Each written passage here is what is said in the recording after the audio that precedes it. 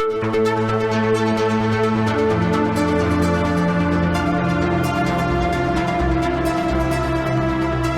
and welcome to the Sensibly Speaking podcast. This is Chris Shelton, your host, and I want to thank you for inviting me into your home this week.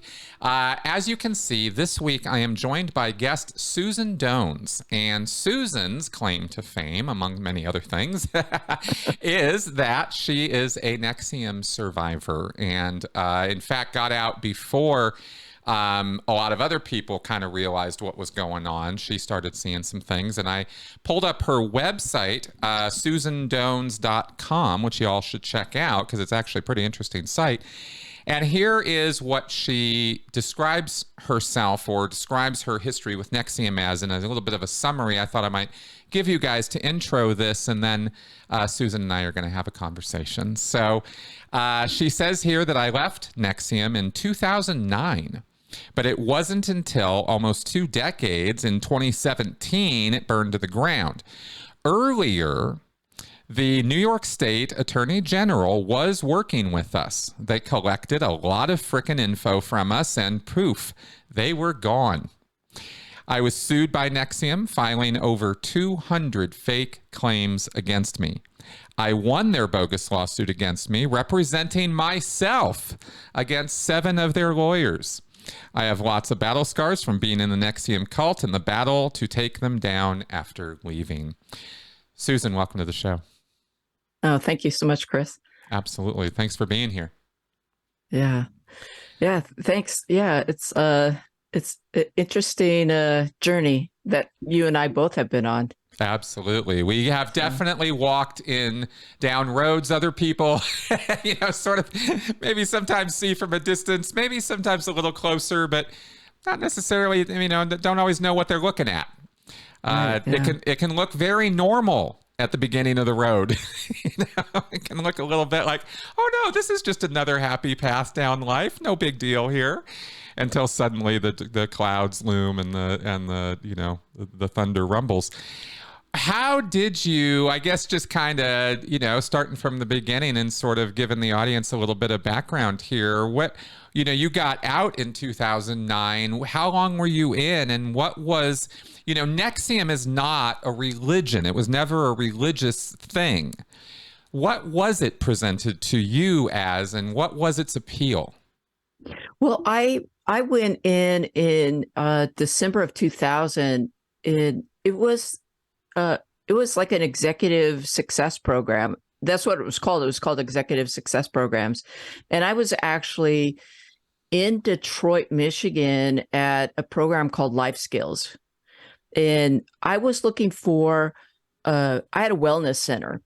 And so I have a master's degree in psychology, and I was still am a licensed massage therapist. And I was looking for something that would, a group kind of program that would help people like heal from wounds that they could get through, like group therapy kind of thing. Not group therapy, but more like, kind of a talk therapy kind of, like a success program that could help them through different aspects of their life. If they were, like in my wellness center, we had a personal trainer that I worked with. And then we had a holistic I know I'm going to say the word wrong, and it's just part of my dyslexia, but a skincare person, esthetician. Then we had a holistic chiropractor, and then several massage therapists and stuff.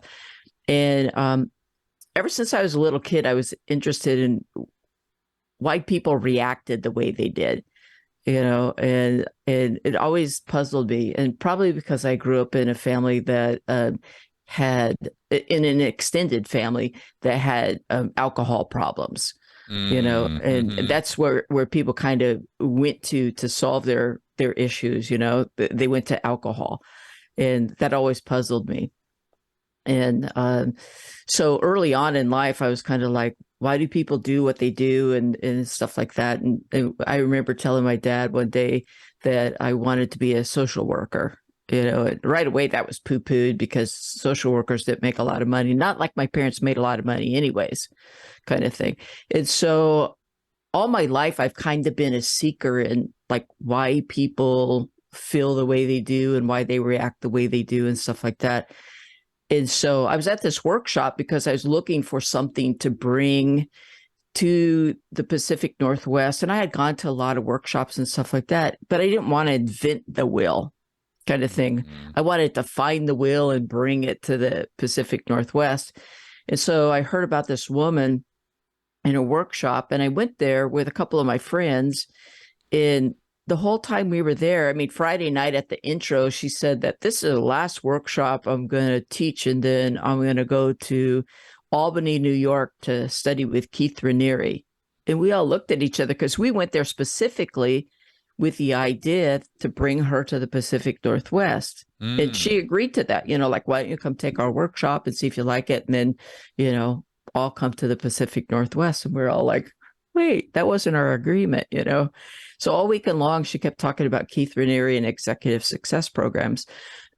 So while we were there, we got on a conference call with her about this intensive that they were going to teach in Albany, New York. And that's what they called it, an intensive. Yeah, it was a 16-day intensive, and it was $6,000. And right away, it's kind of like $6,000. I had never spent that kind of money except in college. But if 16 days of college cost $6,000, nobody would be going. Nobody would be going. Yeah. So anyways, my friends decided they were going to go. And at first I wasn't going to go, but they had this program. It's called, if you enrolled 3 people, you got your money back. Really? Yeah. And so I thought, well, if it really was what they said it was, then, I could probably enroll 3 people and get my money back.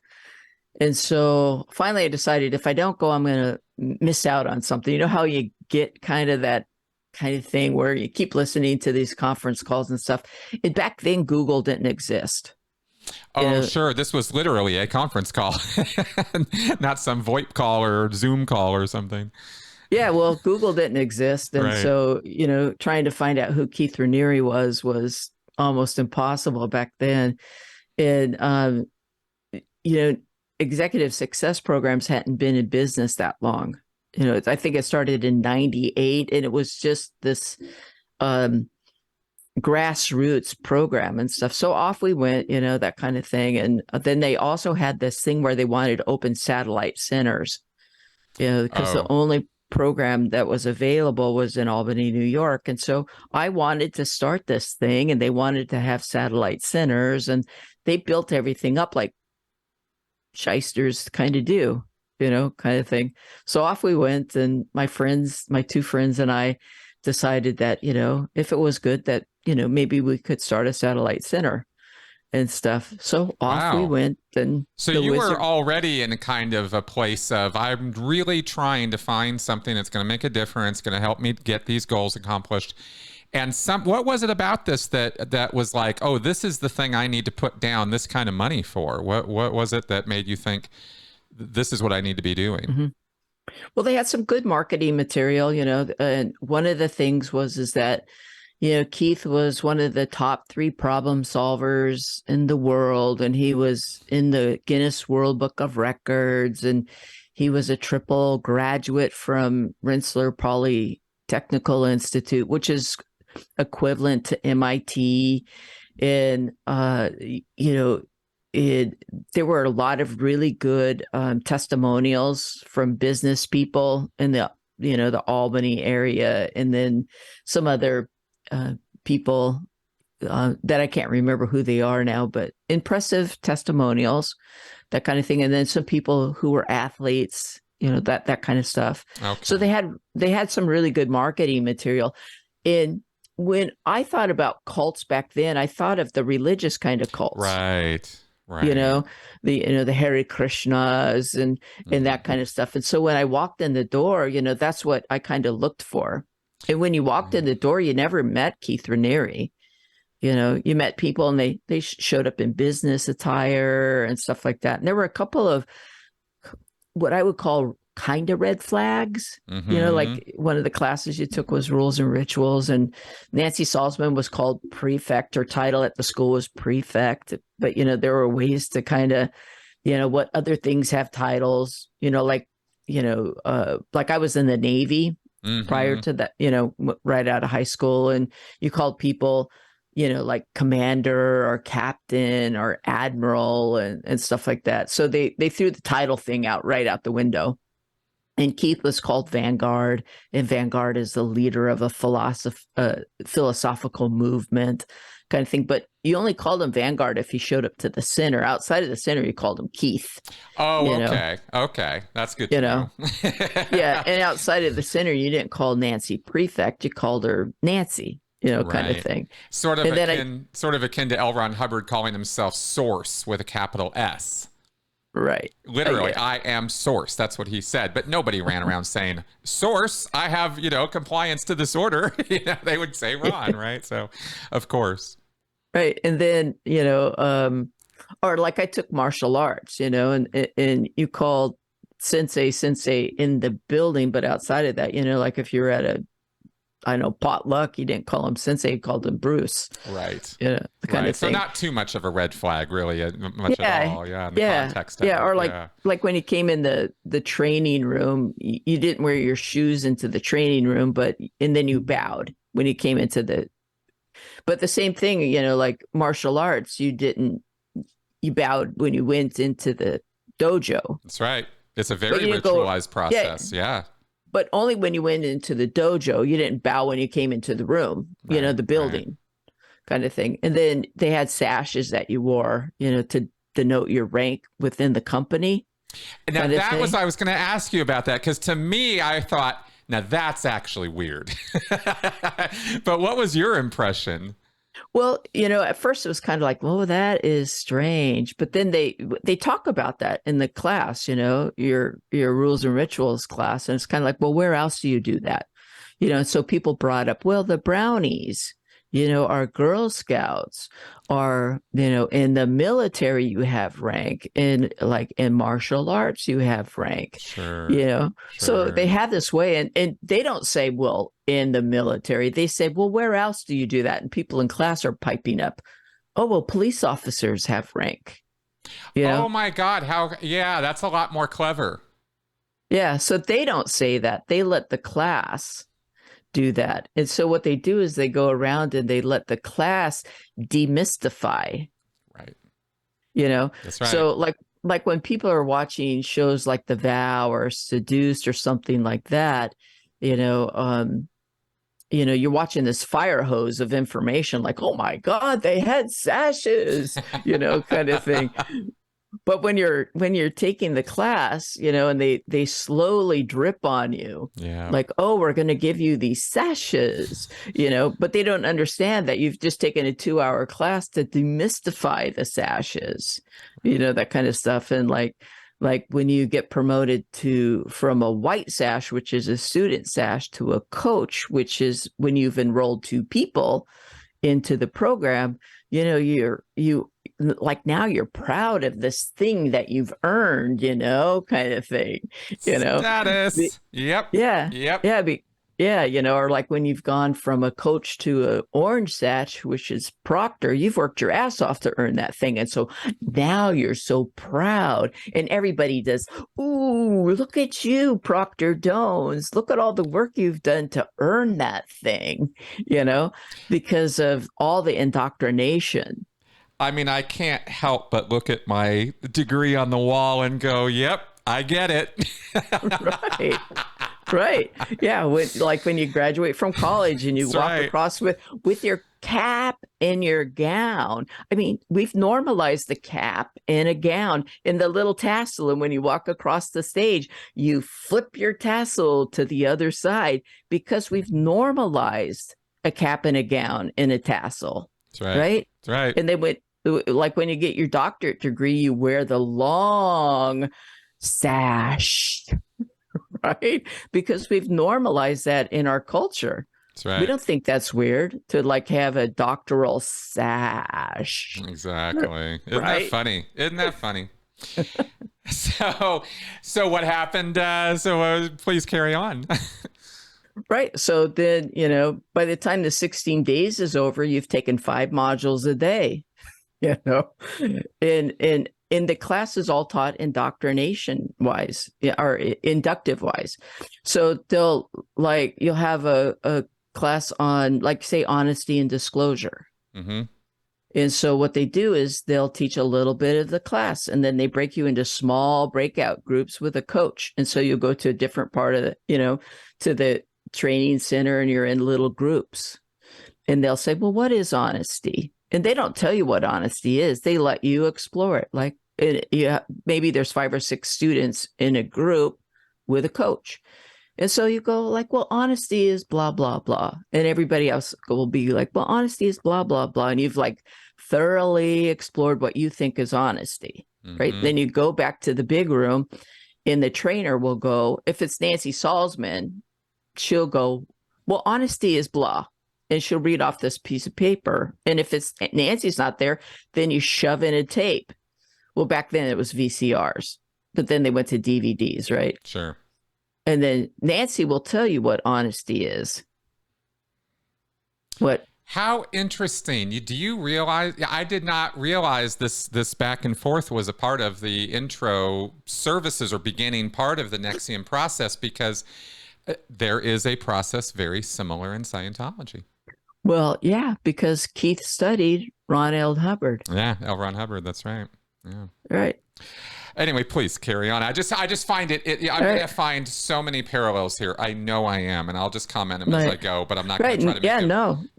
That's fine. Yeah. Well, that's what we're here to do. We're here to have a little chat. Yeah. So the thing is that what they do is they implant what they want to implant into your brain about all these different concepts: honesty, disclosure, when is not being honest a good thing. Like, like they bring up World War II. Like, so during World War II, if you're hiding Jews in your attic or your basement, and the Nazis come and knock on your door and say, are you hiding Jews here? To be honest is not a good thing. Oh, sure. So various contexts in which honesty or dishonesty are explored. Right. And really what they're doing is implanting into your brain that there are certain times when not being honest is a good thing. And what they're implanting into your brain is to strategic lying is a good thing.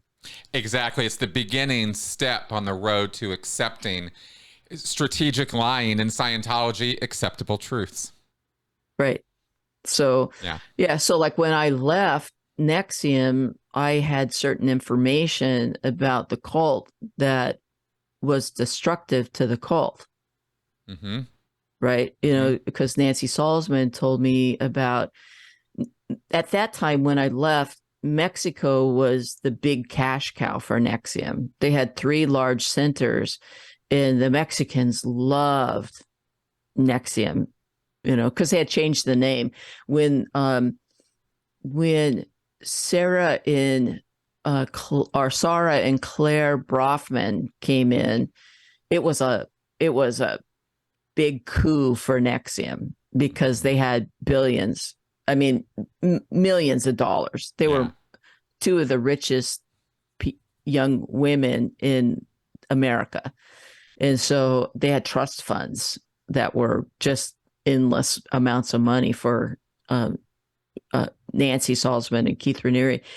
And they opened their checkbooks to them, and then when their father found out about that, he became very angry, and he had taken a 5-day and was very happy with the 5-day. But you have to remember, the first 16 days of the curriculum was nebulous. You didn't know anything about it was a cult. Oh, no, totally. It always has to be that way. The beginning has to be something that you really do walk away feeling like you've really benefited in a significant way.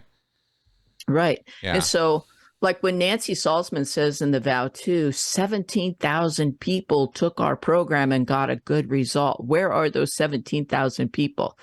Most of those 17,000 people either took a 5-day, 16-day, maybe a 1-day, maybe a 2-day program, or, most of those people never met Keith or Nancy, because they took it at an outlying center. Right. So they didn't even join the cult of NXIVM. Well, They weren't. exactly. Any Yeah. more than people coming in and doing a communications class or a personal values and integrity, and that's all they do in Scientology. There's some beginning course, $50, $100, and then that's it. Then they walk out the Right. door. They were never a Scientologist, but they sure do get counted as one. Right. Right. Yep. So when she says that, what people in some of the people that are still loyal to NXIVM say 17,000 people took our program, but they're not. What people don't realize is those 17,000 people weren't in the cult of NXIVM, Right. because of the fact that they never met Keith or Nancy. They took a 5-day, maybe took a 16-day. They weren't indoctrinated into what I call the cult of NXIVM. And so, because they never went beyond those 16-day program kind of thing. Yeah. And so, yeah, and maybe they got some good results out of that. They learned to be better communicators. Maybe it helped their marriage. Maybe it helped their business, that kind of thing. And so, when Claire and Sarah came in, their dad had taken a 5-day. He got some good results out of it, but then he found out that their daughters had loaned Keith and Nancy $2 million without a contract. Oh, I can see why that would upset him. And then also, Nancy and Keith had no way of paying that money back at the time. Their company did not have the resources to pay that money back. And what Sarah told me is that Nancy had talked them into coaching them personally for a year, $1 million a piece for a year to personally coach them. And I looked at her because she had taken me to Ireland to coach an intensive for her. And she's telling me this while we're in Ireland. And I looked at her and I said, $1 million to coach you for a year? She said, oh yeah, Nancy's $1 million coach. In my head, I'm thinking like, sucker. And this was late. This was years after you were involved. Well, this was, I had been involved for a while, and I'm thinking like, oh my God, you are a sucker. She goes, yeah, my sister and I are going to prove why Nancy's worth $1 million. I'm thinking like, man, you just got taken to the cleaners, lady. I mean, like, she is not worth $1 million. She is not worth $1 million. Wow. Every time I go back to Albany, because I went back and forth to Albany a lot, because I was a center owner and as a field trainer. And so, I had to go back to Albany at least once a month, but a lot of times I had to go back twice a month. And so every time I went to Albany, I got summons to Nancy's house, and they were trying to work me over because I wasn't bought in. It's like, I was a problem for them. Right. And so I got summons to her house. And then because I was a massage therapist, she'd be like, oh, could you give me a massage? Well, I'll get you paid. And then, but I never got paid, And so, and I'd say, when am I going to get paid? Oh, well, I'll make sure Karen gets you paid. So I left there being owed thousands of dollars for these massages I never got paid for. Oh my God. Meanwhile, she's pulling in $1 million from, these people. Right. Can't afford to pay for a massage. Nice. Yeah. So Edgar got mad about this. And so there ends up being this Forbes article, that called the strangest coaching program in the world or something like that. And in there, Edgar Bronfman calls NXIVM a cult. Oh, he did. Okay. So this was on the tail of this whole 2 million thing and him getting pissed off about it. And I imagine the daughters were kind of like, we don't care, or what happened. Well, just curious.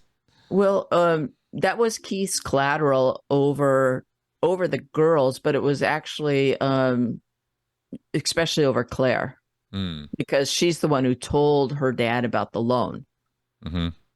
So then he's like, well, this is your breach against me, blah, blah, blah. And he used that as emotional collateral over them. Oh, did he? Okay. So he was leveraging that as a guilt action, as you've done something against the group now, so now you owe us kind of thing. Right. And, Ah, okay. and You've so troubled once you have, Vanguard. You've brought trouble to Vanguard. How dare you? well, the whole company, Yeah, be, yeah, yeah. yeah, because that was the first bad press that they had gotten. Ah, okay. Okay. Right. Yeah, So that was kind of like the cat out of the bag kind of thing. right. Let me Like clarify here. When did that happen? I think it was in 2003. Oh, okay. Okay. Okay. So just a couple years after you got involved. So how far down the rabbit hole were you at that point? Oh, I was a center owner, and yeah, I was, Okay. So you went all I in was, pretty quick. yeah, yeah. Their collateral over me was my debt that I was in, Oh, how did that because, work? well, because you didn't get paid to open a center. It was all on your own dime, and you had to Mm-hmm. have they had a program called Ethos. And Ethos was like a gym membership that people enrolled into, and then you could come to weekly classes if you had a center nearby, and then you got assigned a coach to work with on a weekly basis. And until you had 100 Ethos centers or 100 Ethos students enrolled in your center, the center didn't make a penny. Oh, because all the money went to Keith, or you had to send When it, or it just wasn't making any no, money? no, it didn't make any money. When you enrolled into NXIVM, 100% of the money went to Albany. Oh, well, you It, opened it. Wait, you opened a center mm-hmm. to forward NXIVM and deliver NXIVM services, and you started doing so, and it was basically a volunteer service until you met a certain target. Yeah. Well, what I got paid on is I got paid sales commission, Mm-hmm. but that went to Nick. When I enrolled somebody, I sent the application to Albany. And then the next month, they paid me my sales commission. And then I became a field trainer, which is, I became a field trainer is like an overseer of salespeople. Okay. So I made a percentage of every salesperson's commissions. It's Under kind of like you, the salespeople you hired or brought in. yeah, that I brought in. Yeah. Right. And Okay. then when you became a proctor, you made a percentage of all the people in your organization. So Okay. so you made 10% on your proctor organization. I made 10% on all my sales, and then I made 10% on all my field trainers. And then they had some overrides and stuff like that. But you had to pay all these overrides too. What's an override? So an override is like Barbara Jeske was my field trainer. Mm-hmm. And so I had to pay her $380 every month Mm-hmm. on my field trainer status. So she made $380 before I made any money. Oh, interesting. Because she's your field trainer. She's up above you. Right. And Got so it. She I didn't, wasn't the so, field trainer working for you. You're a field trainer. right. Got it. Right. And Okay. then if I developed any field trainers, then I would make an override on all of their field trainer money. Okay. So Right. this is very faux MLM structured. Very. And so the thing is that Keith was barred from the New York State Attorney General from ever starting another MLM based on his business consumer byline. Yep. So that's why NXIVM could never be in his name. He had to put it in Nancy Salzman's name. Got it. Because he was, Right. of course, hyper aware of exactly the structure of his company. Right. But it's so funny. In order to get to each level of like coach, proctor, student, each had 4 stripes, of promotion. So when you had a coach, you got 4 stripes. Then you went to proctor or to coach. Oh, Yeah. okay. So these are Yeah. like little sub ranks along the way. Right. Got it. And so when you got to coach, you could get 2 stripes. But to get your 3rd stripe, you had to not be attached to any MLM. Right. So like say you came in and you were in Mary Kay. Oh, Right. or you were doing Herbalife or Amway or something like that. Right. You had to Right. dump all that. Yeah, he had to give up. And people kept saying, well, how is NXIVM not an MLM? And I kept saying, I don't know. You'll have to Interesting. ask Keith. Because when I would lay out the sales um, aspect of it and how you can make money by doing NXIVM, Yeah. people kept saying, well, how is this not an MLM? And I kept saying, I don't know. You'll have to ask Keith and Nancy that because I don't understand how it's not. Hmm. Right. Right. And Were so you thinking when you would answer questions like that, just so I'll kind of understand where you were at on it, did you think MLMs or this structure that maybe there was something kind of off about this whole thing, or were you uh, kind of still in the no, this system works, we just need to make it work? no, I thought it was totally an MLM. And I Oh, kept, okay. I would go to field trainer meetings back in Albany and I would say, I think this is an MLM. And then when I went to, after my first 16-day program, they had 4 days of meetings of if you wanted to open a center. Right. And so we would go to these meetings, they would lay out the pay plan if you wanted to open a center and stuff like that. And they kept saying, this is renegotiable. Keith said Mm. that this is renegotiable. And so when I found out there wasn't enough money to support a center, I I went to Nancy because you didn't have access to Keith, right? Mm. Unless you were like really high up or really in his um, stable of women, which thank God I never was in his stable of women. Yeah. So I went to Nancy and I said, your pay plan doesn't work.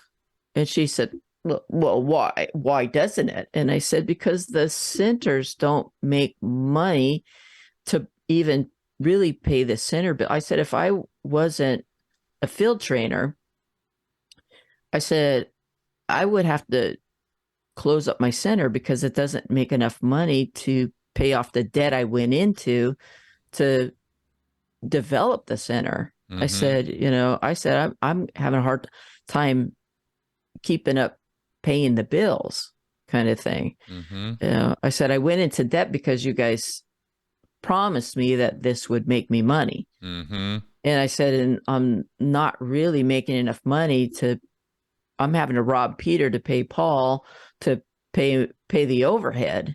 And Right. I said, I want to renegotiate the percentages. I said, you guys are making 70% off of everything I make.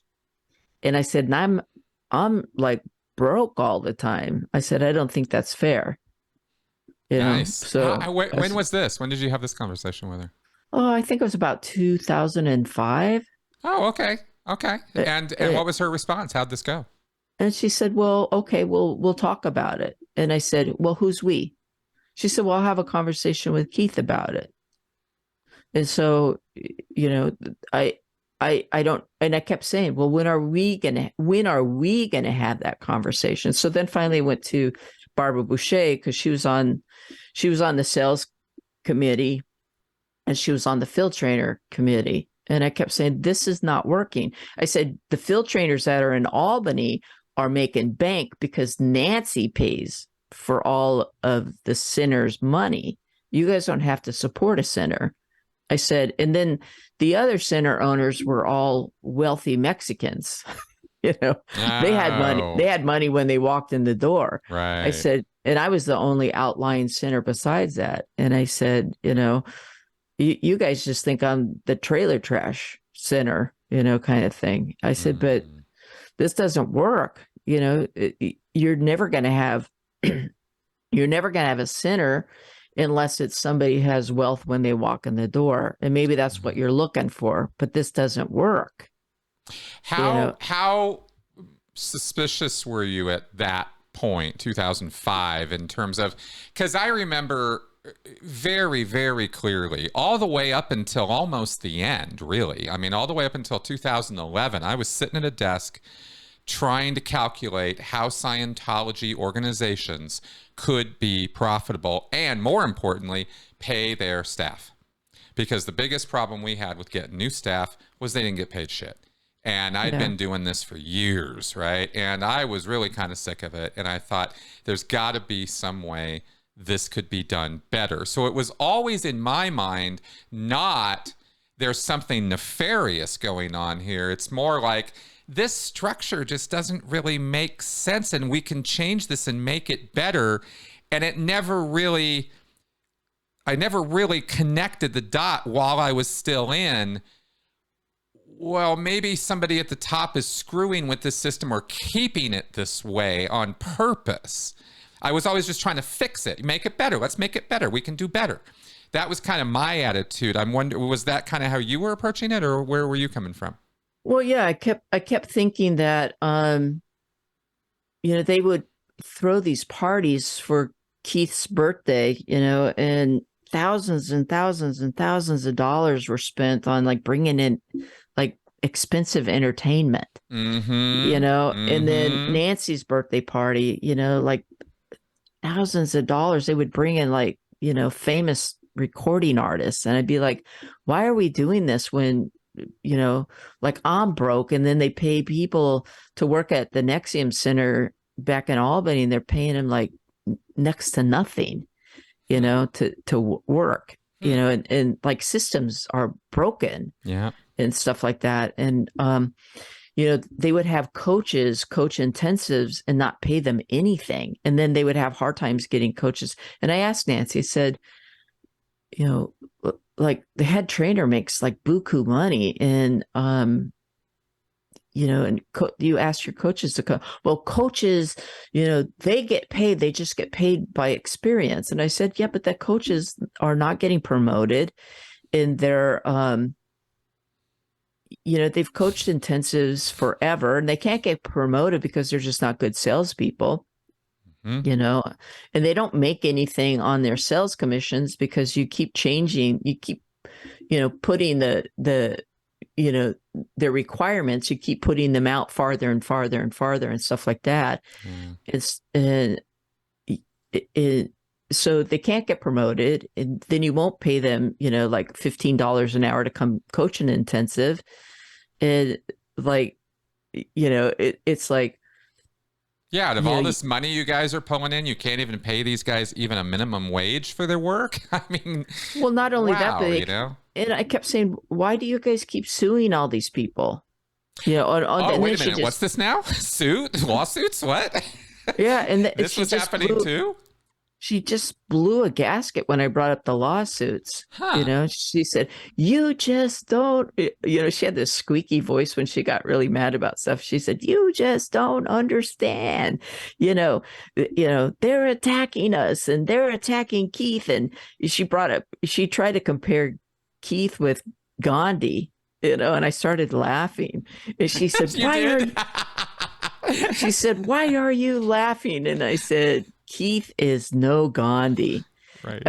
And I said, he would have rather gone and sat in prison, Yeah. I said, he went to the salt mines and he took a beating. I said, I don't see Keith doing any of that shit. He's too busy out having sex. And then she blew another gasket. And she said, we don't talk about that. And I said, well, then he shouldn't bring it to the center. Wow. So you were really never backed off from telling Nancy what was on your mind. And she said, what are you talking about? And I said, we've talked about this before. I said, I've asked you several times, is he having sex with so-and-so? And you keep saying, well, we don't talk about that. And I said, Nancy, if I'm picking up on it, other people have to be picking up on it. And then I'll say, is he having sex with so-and-so? And you say, well, we don't talk about that. And I said, but it's obvious. And then, he'll be amorous with so-and-so for a certain period of time, and then they leave. And then you say, well, she left and she stole from us. I said, how many people can he be sleeping with that is a thief? Wow. So you were actually right in there seeing right through what this guy was doing. No, it wasn't that hard. I mean, it's not rocket science. You can tell when somebody's... I mean, just from my own experience, I'm telling you, the power of cognitive dissonance in this particular area can be quite amazing, how people can turn a blind eye to this very easily, shockingly easily.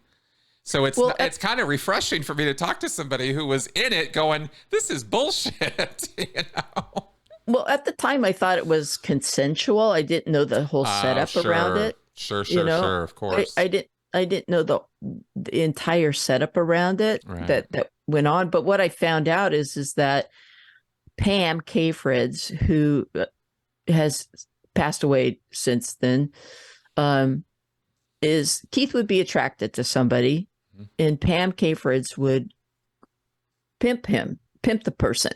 And so Pam would go to the woman and say, Keith is very lonely and he's the vanguard, and, he needs somebody that he can confide in, and be friends with.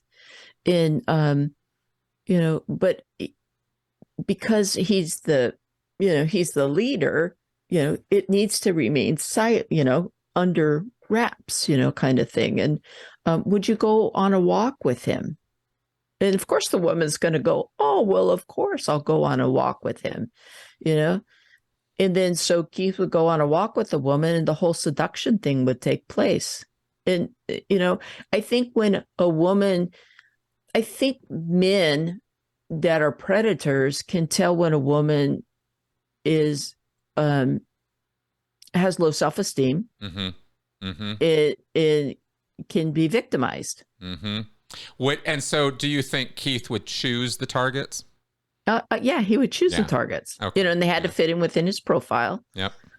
And then the whole seduction thing would start to take place, and then it would be like, if we are going to have a sexual relationship, you need to keep it between you and I, because I am the vanguard, and, women will get jealous if they find out, that we're having a sexual relationship, because there are women out there who want to have a sexual relationship with me. And of course, she's going to keep it nice and quiet. Right. And so then they would start a sexual relationship. And then eventually the woman would catch on that she was not in a monogamous relationship with him. And then they would have a reaction. And then the team would come in. Nancy Salzman, Lauren Salzman, Karen Unter Reiner, Pam Kayfrieds. They would come in and start to work this woman over. Like, why do you need to own him? Why do you need ownership over him? Right. Kind of thing. And then they would work this woman over. And then if she didn't comply, then they would work her over to leave. Okay. Quietly. Right. And then I guess if they wouldn't get quiet, if they wouldn't be quiet, then that was when the threats and the lawsuits would come out. Yeah. Well, some of them got sued, but usually because they had low self-esteem, they would leave quietly. Right. And then what the community would do, the inner circle community would do, is they would badmouth the person. Right. That's right. You got to tarnish the good name so nobody will believe them. Right. How it's the premeditation of that is what's so frightening, is what's so shocking, that a bunch of women would enable a sexual predator in such a blatant way. How do you look at that or think about that? Because I look at it and I just go, this guy must have been amazing in person to be able to have a group of women enable his sexual predation. Well, I think he had decades of practice of doing that. Yeah. And I mean, there have been people that went to grade school with him that have talked about what it was like to be around him. Oh. And so he was very smart at conning people, and then he was that way in college. He went to college very young because he's actually pretty smart.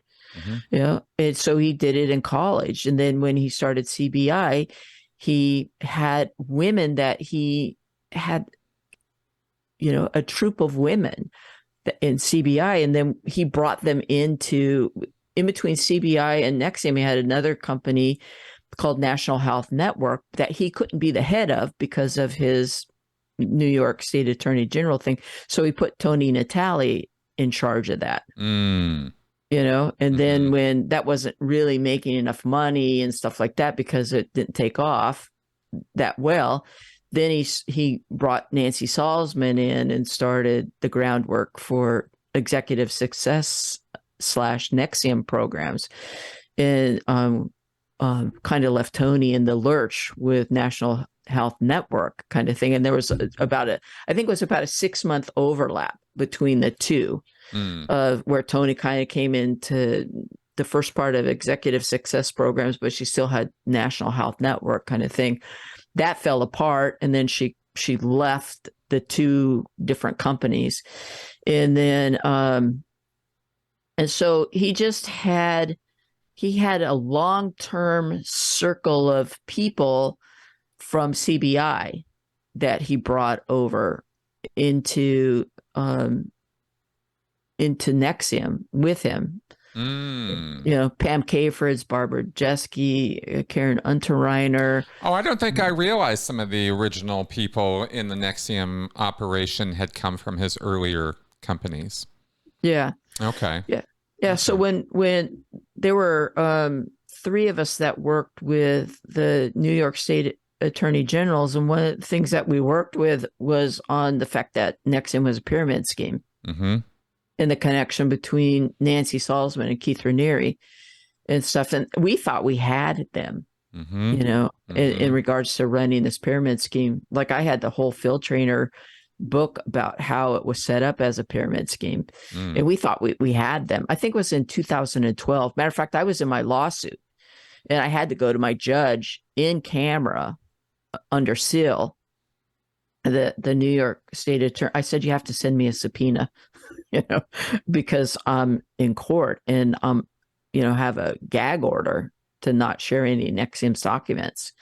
I said, so you have to send me a subpoena that I can take to my judge. It's called in camera, where okay. Under seal, so that NXIVM doesn't know that I'm showing you these documents. Right. So that they don't get an idea that they're being investigated. Right. Let me back up a second, because I definitely have a lot of questions for you about that whole Attorney General investigation and why it, was dropped, or why nothing ever happened with it. But I want to know more about that. But first, I want to know when Nancy came on with Keith. I mean, she was already there when you got on board, but from what you've learned after the fact, what did she bring to the equation that he didn't already have?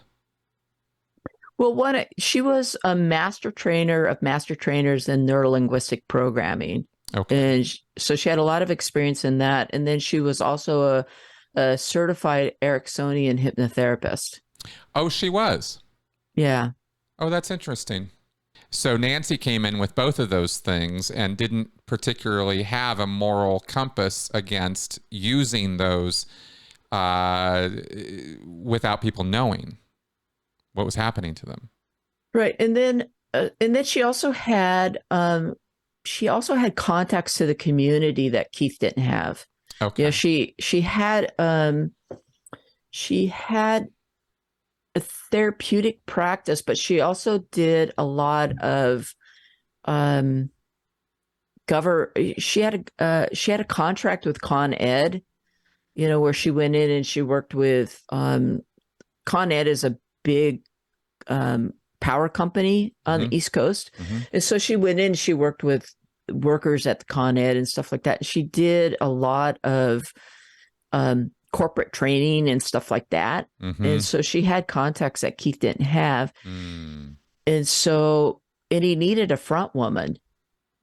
And he needed a front woman that had that was clean. Didn't have his dirty past with a bar order on no more MLMs or anything like that. Right. And so I think that she was a good mark in that sense. But then one of the things I found out, Nancy kind of took me under her wing when I came in. I had a lot of energy. I was, forward. I wouldn't say like, like I wasn't a big money maker or anything like that, but I had a successful business, kind of thing. And, had a lot of drive in regards to things, like I wasn't the kind of person that, like, if I set my mind to something, it took me forever to like get up and get things done kind of thing. And I think she realized that early on, like if I said, I was going to do something, I did it and stuff. And so I actually went up the stripe path in NXIVM pretty quickly, Hmm. and stuff like that. Like You were within kind of a true believer. right, and well, yeah. I mean, I mean, go, I go, go. Let's do this. This is the thing. yeah, I want to make yeah. this a reality. I want to work this thing. I want this to work.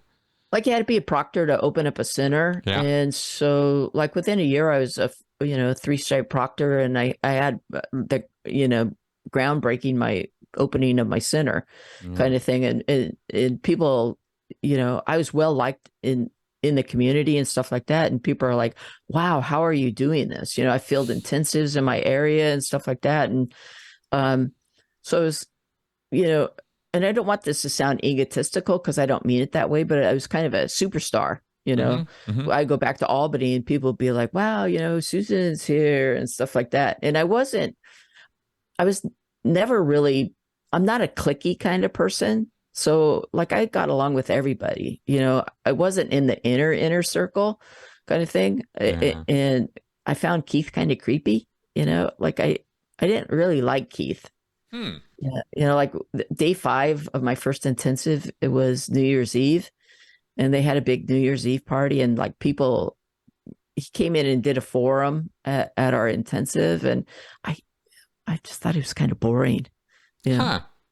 Huh. people would ask him questions, and like I didn't have any questions to answer him, and like he would go on and on about things, and I thought, oh my God, this guy's really boring. Like why do like and then at the party, people like hounded him, like he was sitting down at a table and people were like all over him. And I thought, And so I never went over to the table. And like Lauren Salzman came up and she said, why aren't you over talking to Keith? And I said, well, he's got a lot of attention, And I said, it's not really my thing. And she said, what do you mean it's not it's Keith, And I said, not my thing, Hmm. And so, and then Nancy came over later. She goes, why aren't you over talking to Keith? And I said, not my thing, I said, he's got plenty of company, And she said, it's Keith, it's the Vanguard. And I said, not my thing, And, Wow. you know, You do realize how unusual that is, right? yeah, yeah.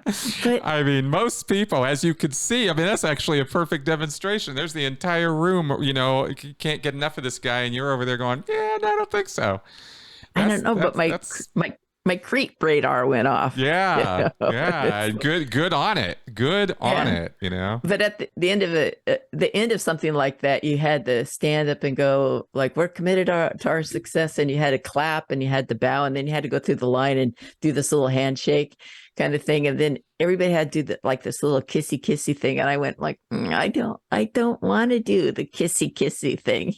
It's like he's creepy. Yeah, yeah. Wow. It's like give me some mouthwash. I mean, it wasn't like it's just like Well, it's really, I mean, I don't know. You tell me if you think this, but I look at what you're describing right now. And of course, people came into Scientology and other groups too, and do this. They go so far and then they have something inside that just goes,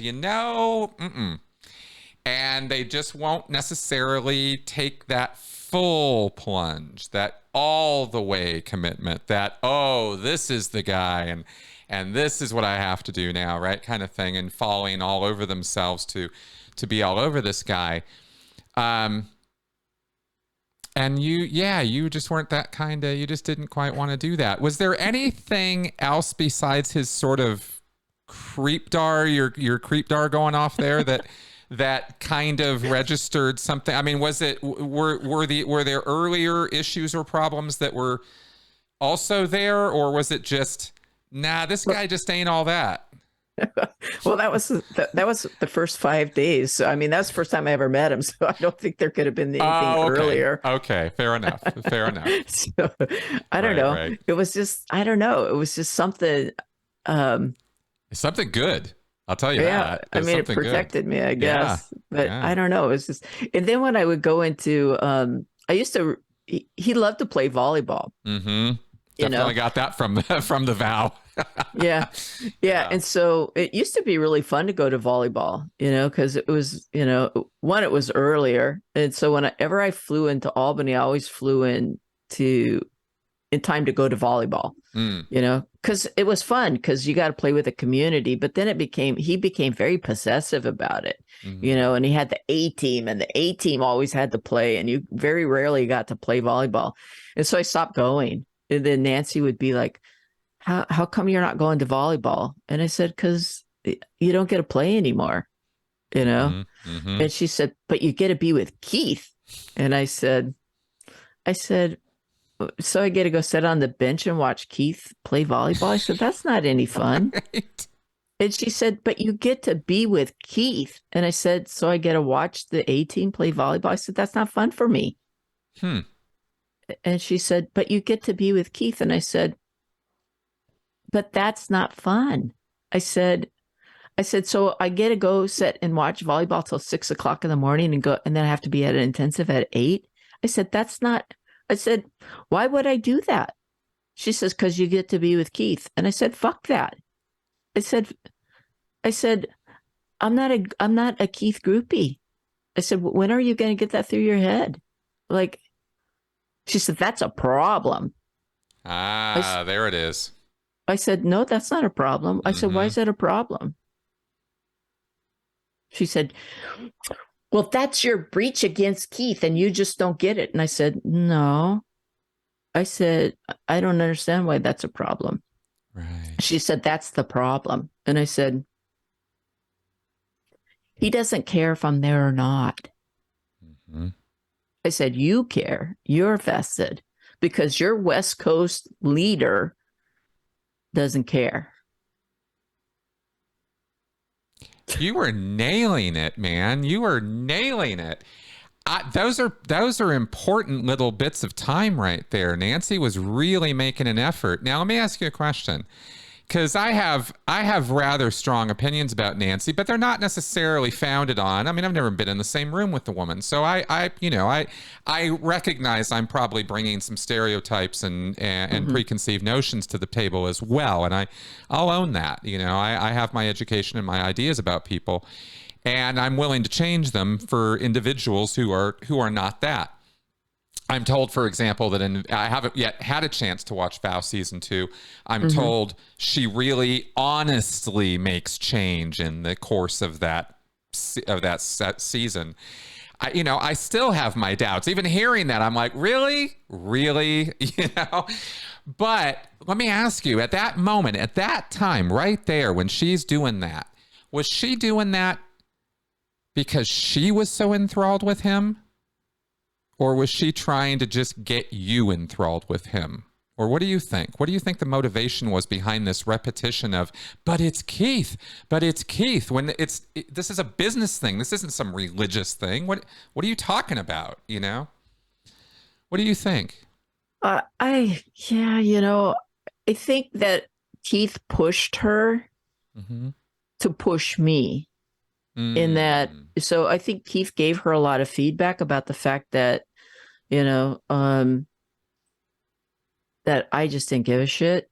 So I think she got feedback from Keith, and I think she was enthralled with him, but I think she was also afraid of him, and the fact that, at that time there was one center on the West Coast and I was building Vancouver. I mean, I built Vancouver long before Sarah Edmondson came in, and Vancouver would have been my first satellite center. So I would have got a percentage of Vancouver for the rest of my life had I stayed in, and,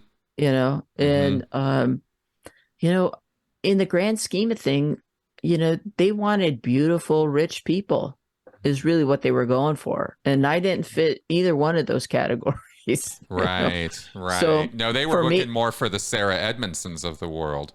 Well, and the Mark Vicentes and the, good looking, dynamic actors, exactly. The rich, you either had to be rich or kind of famous. And I didn't fit either one of those. I was a cowgirl, farm girl, lesbian.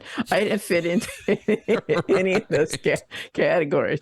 I mean, it's funny because, I went into the Navy before there was a don't talk, don't tell. Matter of fact, when I went into Navy, I didn't really even know I was a lesbian. I mean, I kind of knew, but I didn't know, and then, it was funny, a little sidebar thing. I lived in the barracks when I first went in, and you shared a room with somebody, but you had a room. It wasn't like bunk beds, open bay bunk beds kind of thing. And I became really good friends with this woman, and she was in a different room, and downstairs they had pool tables and stuff like that.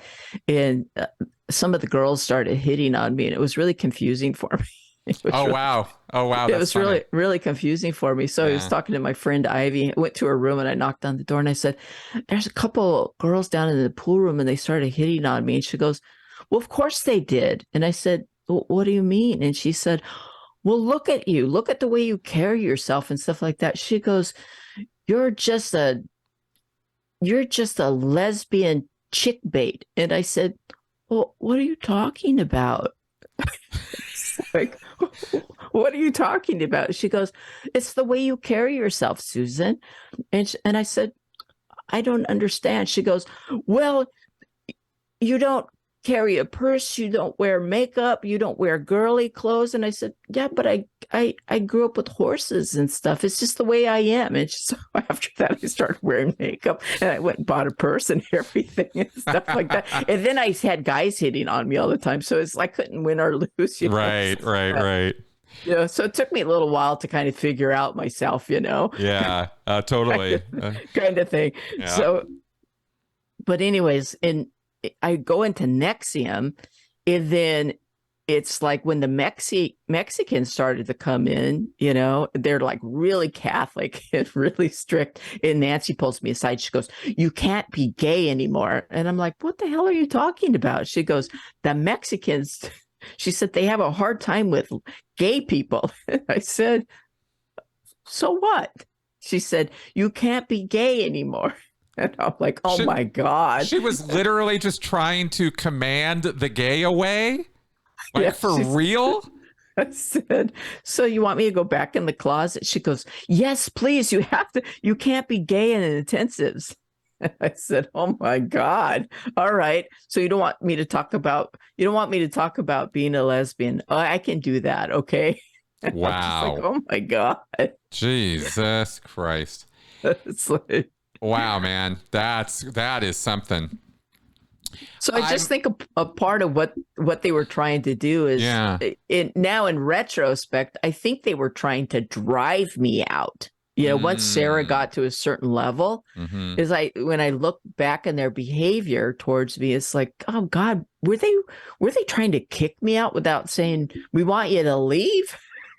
Well, I'll tell you, I mean, it's certainly conjectural, but it certainly seems to me that you represented something that was kind of unique and different in that group, in that you were not somebody who was going to ever, or at least not easily, succumb to Keith's main superpower and point of leverage over women and over the group, right? Yeah. You were never going to go there.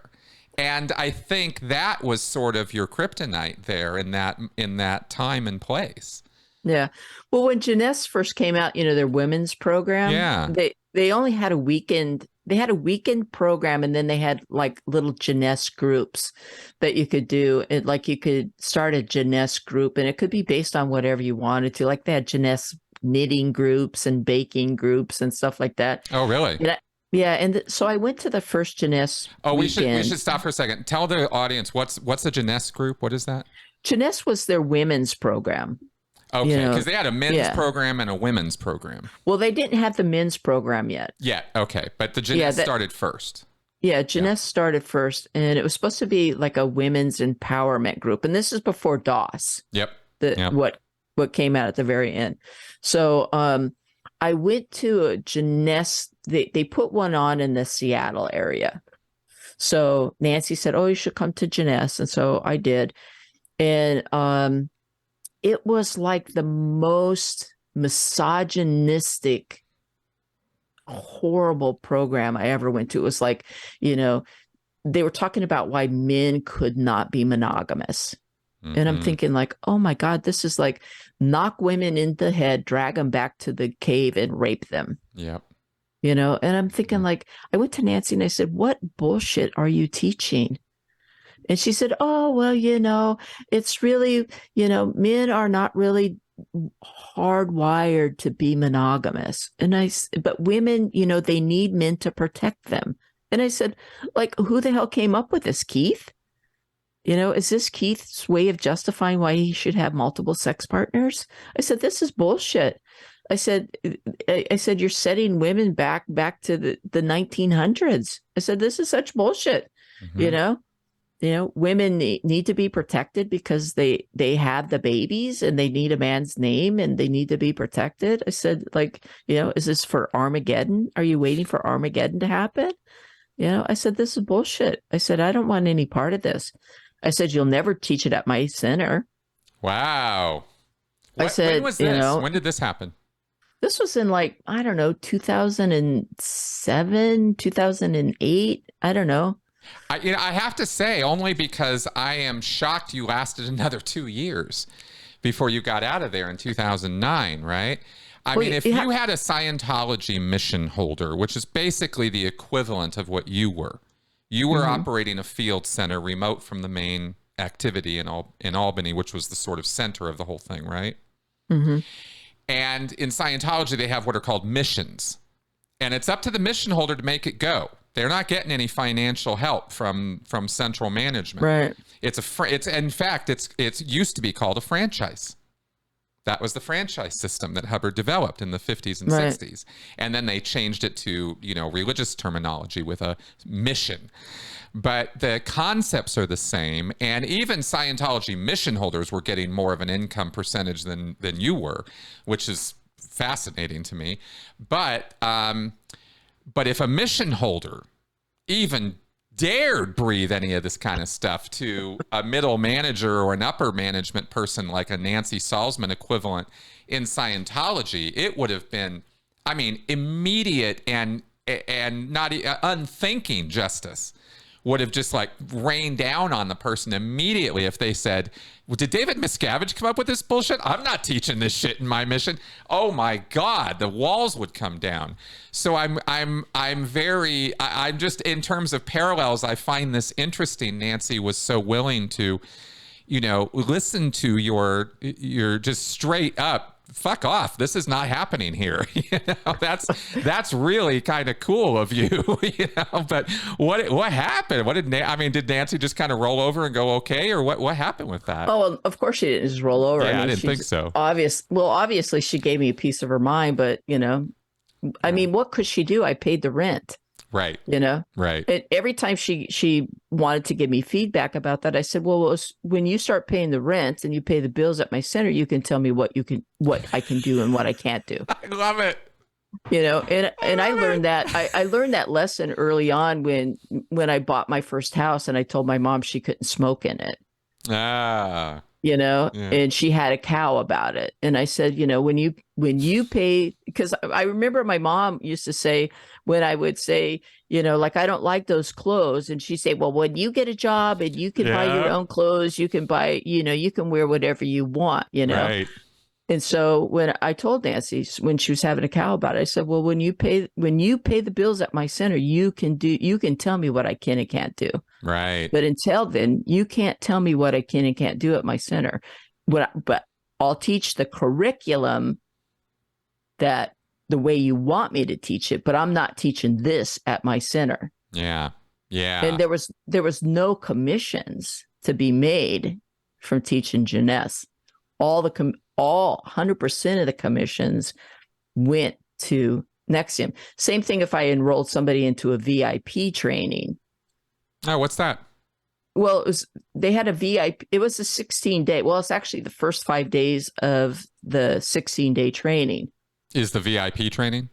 Was the VIP training. Like if you enrolled Edgar Brofman into a training, he went to a VIP training. Right? Okay. You didn't get any commissions from that.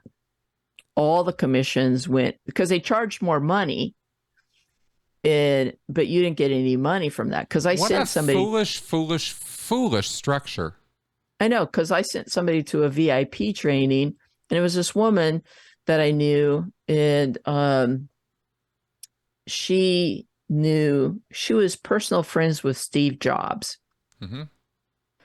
And so I called Nancy and I said, I know this woman, and her friends go to the same school as Steve Jobs, and she knows Steve Jobs personally. They hang out together.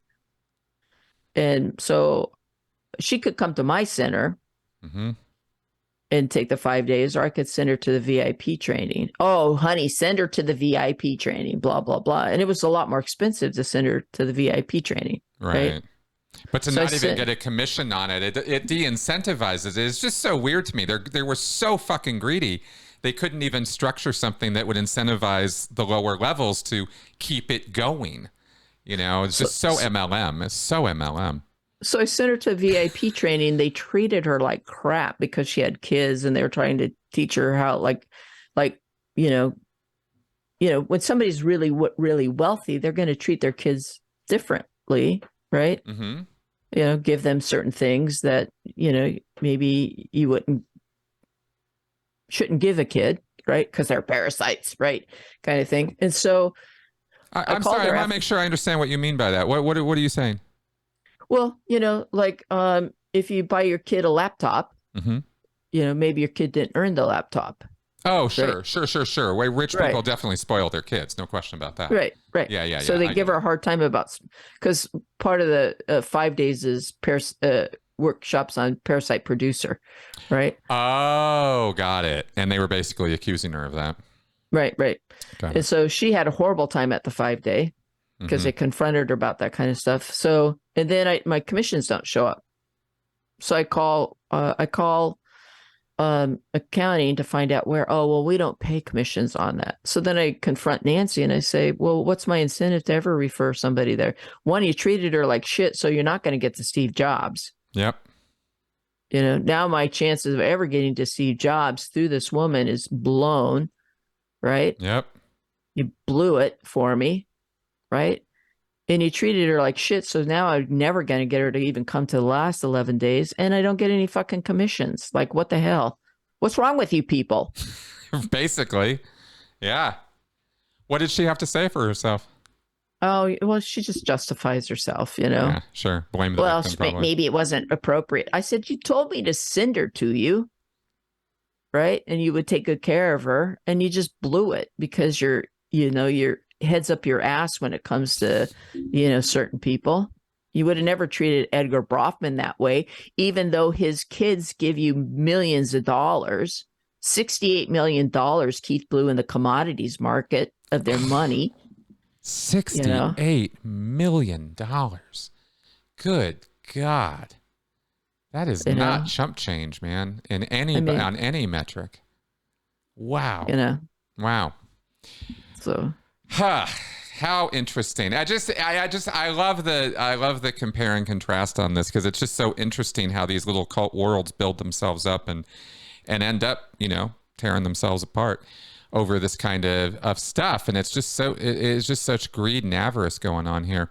But again, also these kind of stories, I mean, there's so many in Scientology as well, of like real VIP people getting interested and getting completely annihilated and never want anything to do with it again. And all the hundreds of hours of work that was involved in getting them there. And then the classic party line is, oh, well, they're just an SP anyway. Fuck them.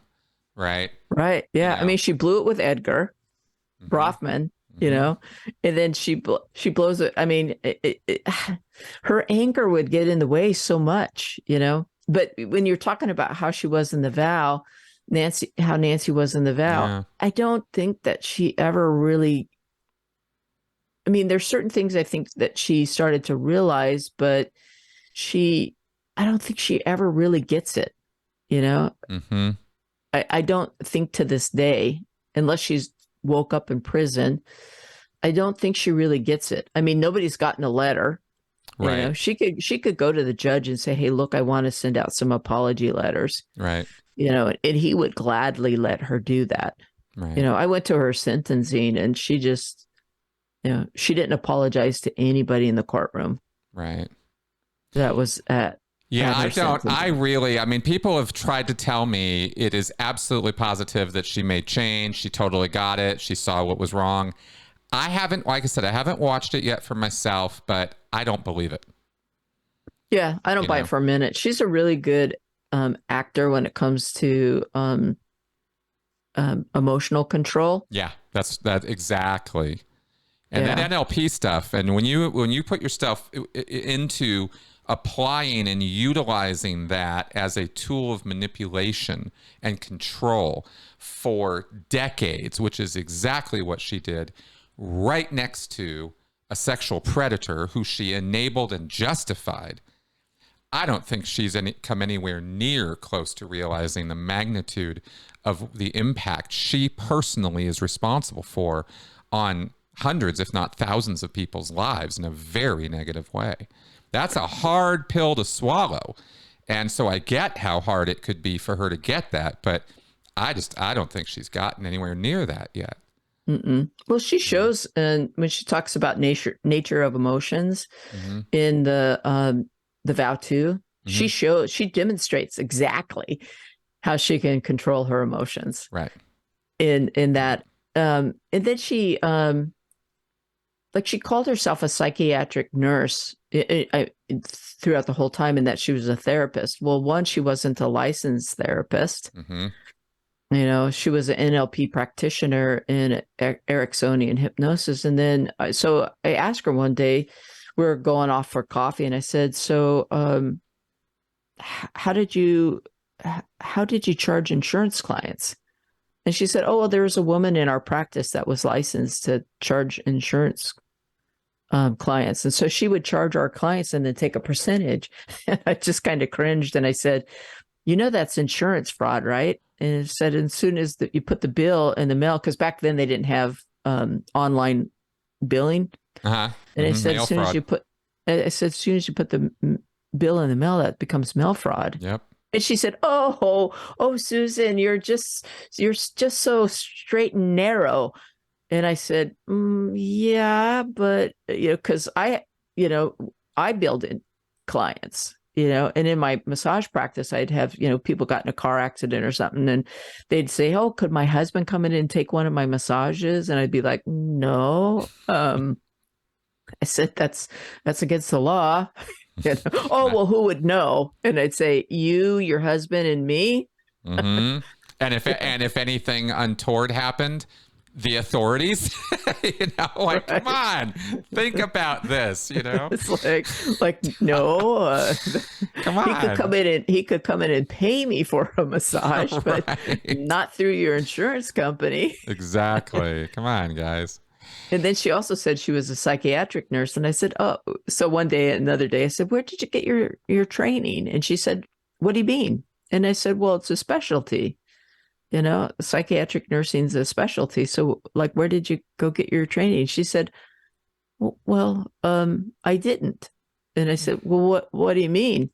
And she said, "Well, I have all this background, and I'm a nurse." And I said, "Oh, those two things don't go together, Nancy." I said, That's kind of, "Psychiatric nurse." that's like me saying I'm a minister.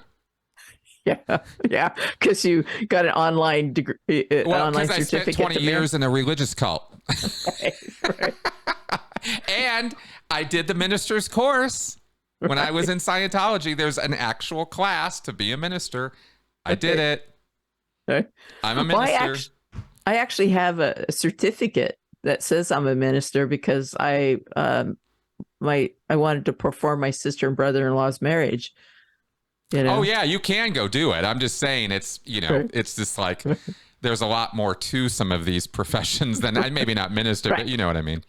Right. No, but Yeah. that I could say I'm a minister because I have a certificate, but like, really? Exactly. I wouldn't go Exactly. around saying that because, I'm not really, I'm certified, but I wouldn't go around saying that I'm a minister. It's kind of like, Exactly. A little I bit think silly. I think there's a little bit more that goes into being a certified minister than taking paying $85. Wow. So, okay. Wow. What an experience. So what was it that finally, I mean, if all of this is going on and you're still participating, I mean, I have to kind of wonder, like, at what point did you go, wait a second, this is completely Right. fucked? Like, what happened? Well, the reason I stayed for so long, even though I had all of these red flags, Yeah. you know, like this is a cult, this is a cult, this is a cult, this is a cult. Yeah, this is how I justified it. Mm-hmm. In my mind, how I justified it is a couple of reasons. One is all I did was teach a 16-day, which I thought had some good things in it. Mm-hmm. And Mm-hmm. and and I had this amazing center on the West Coast, and I had a lot of people come that got good things from it. And if anybody ever said they were going to go to Albany to take a training, I drug them into the back room of one of the breakout rooms, and I said, "Look, this is what's going to happen." And I said, "I'm not going to tell you to keep it a secret because they say not to keep secrets in NXIVM, Mm-hmm. but they're going to try to recruit you to move to Albany because either they fit in Keith's profile or they had, like I had a couple that she was a nurse practitioner and he was a chiropractor, and they wanted to go back and take their 11 days, the last 11 days of the 5-day intensive. And I said, you fit into Keith's profile sexually to the woman. You said that to her. Yep. Oh, wow. And I said, you're a chiropractor, and they're going to tell you that they are going to open up a healing arts center, which is a lie. They're never going to do that. Mm-hmm. But they're going to want you to be, Shelley was a nurse practitioner. And I said, they're going to tell you that they want you to run the health clinic. And Tony was a chiropractor. And I said, Tony, they're going to tell you that they want you to run the chiropractic clinic. And Claire Brockman's going to fund it, but they're never going to do it. So don't buy into that because they're going to get you back there and you're going to be broke before you know it. Mm-hmm. But so just know that, trust me in this because I know what's going on back there. Keith sleeps with a bazillion women and they lie about everything. They've told people they're going to start a healing arts center. They're going to start an Olympic training facility. They're going to do all this stuff.